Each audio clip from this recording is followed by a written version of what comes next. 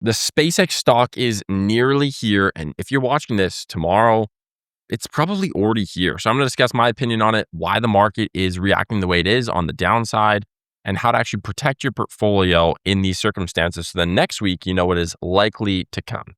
So with that being said, if you haven't already, make sure to click the like and subscribe. I'd super appreciate it. And I appreciate you being here. So let's go ahead and jump into the charts. Now, first and foremost, this is the Qs.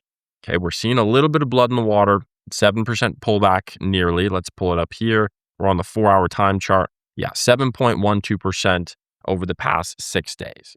Now, I'm going to discuss a little bit why we're seeing this and what's really happening with the VIX as well. First, you have to understand how IPOs work, specifically with SpaceX.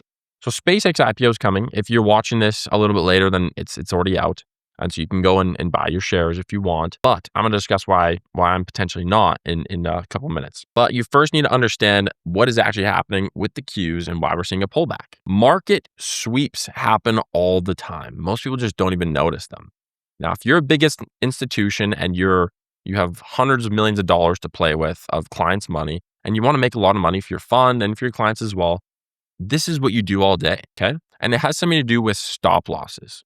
Now, you have to think what most people do, especially when they want to protect their portfolio, they think, well, I have to put a stop loss. And this is why I have to put a stop loss because, my portfolio is going like this, and I'm worried that one day it's going to go like just to zero. That's what they're thinking in their brain. Now, this isn't accurate. This is not what happens in the market. What usually happens in the market is we have a break of structure, which reversals the same way. So it retraces the gains that it had before it establishes a support of some sort, and then we either see a reversal from there back to the upside. Now, there's lots of positions out there in the market that just kind of go sideways, which is more of a kangaroo market. So that's the way to think about it. Now, what most people set a stop loss for is, again, they have all these profits and they just don't want it to go to zero for some reason. That's like their fear because they never check their portfolio until it's too late. Okay, so they'll set a stop loss maybe around 6 to 8%, and that makes them feel safe. Let's say this is 6% here. The problem with this is institutions know this. They know that you set a stop loss, okay? And they're not stupid. They know that you work hard for your money, and they don't necessarily want you to keep your money. They want you to actually be swept out so they can buy the dip, which is exactly what's happening right here. Now, on the screen, you're seeing the Bollinger Band. This is the Bollinger Band, the top end of it. This is the bottom, which is the green. Then this is the moving average. Okay, so super simple stuff. Now, what you have to understand with the Bollinger Band is it helps us learn where the stock might go next. So obviously, this is the Qs. Once it breaks past the middle of the moving average, it's likely to see a downward character. So setting lower lows. As you can see, we set here the first lower low, and then we hit another lower low. So where it's bouncing off, trying to break through, and then going on the downside. So a couple lower lows, okay? This is not necessarily a bad thing, but this means there's massive selling pressure. The first reason why is because we are seeing a shift for the SpaceX stock, which is a liquidation. People don't have infinite money. They need to actually move money around. Money doesn't come out of thin air. And so that's what we're seeing is people taking profits and preparing for this IPO.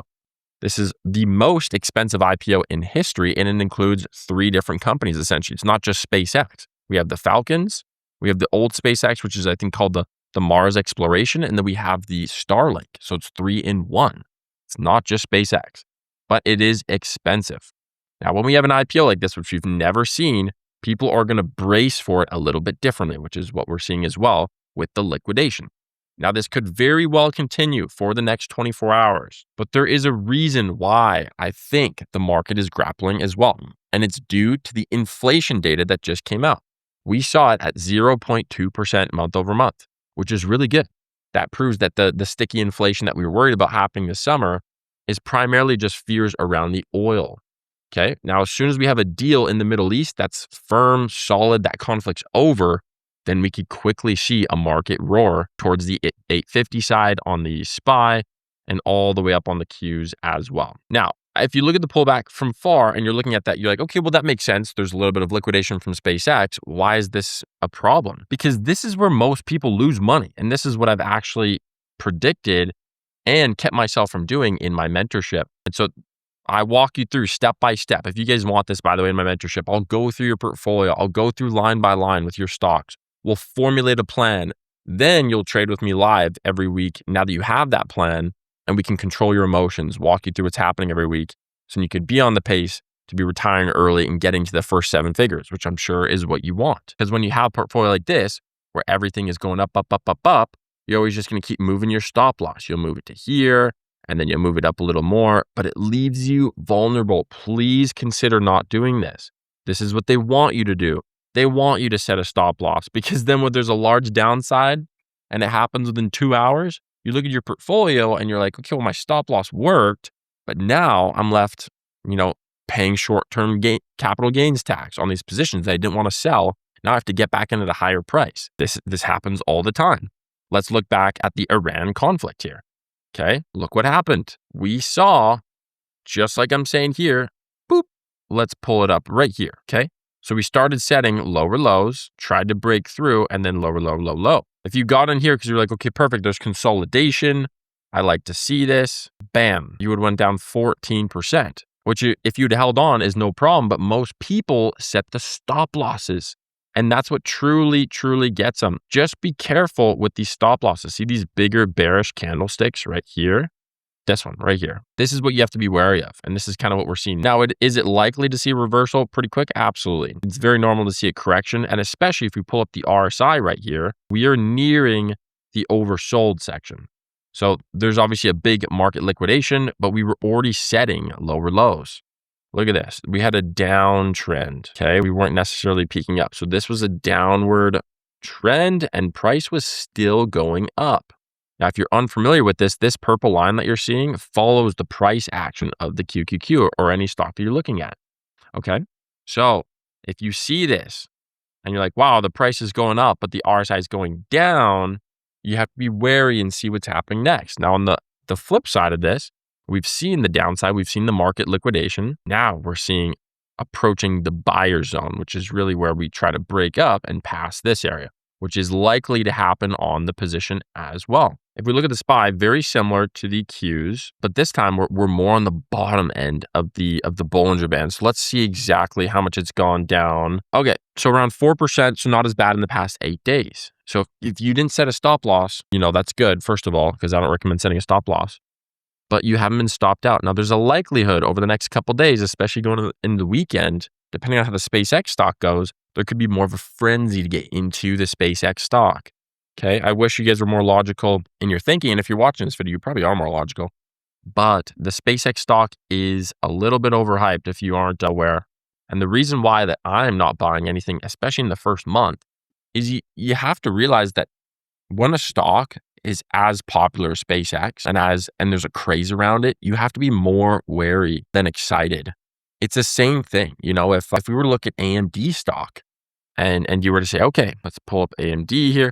If you were to say, okay, AMD, it's at $1,400 right now. So it's like more than 2.5 times what it is now. You'd have to be like, holy smokes, I should really, really consider trimming over 50% profits because the chance of this keep going up. It's all the forward PE is baked in, the price to sales, it's all in there.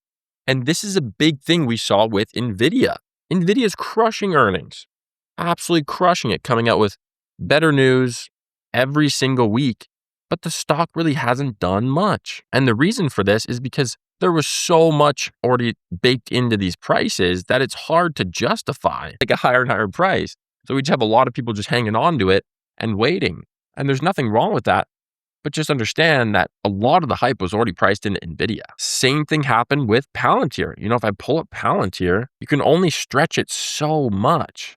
Like it just gets to a point where, like, look at the growth we had, like if you're in Palantir and you made a lot of money, so did I. But from the 20s ranges and the 40 ranges, you can hear we had lots of consolidation that just skyrocketed. Okay. So it was the craze. So when we look at stocks like SpaceX and you think maybe I should purchase or consider it, I'm not buying it. At least not yet. At least not for a month. I want to see how it reacts, see how it does, and then go from there.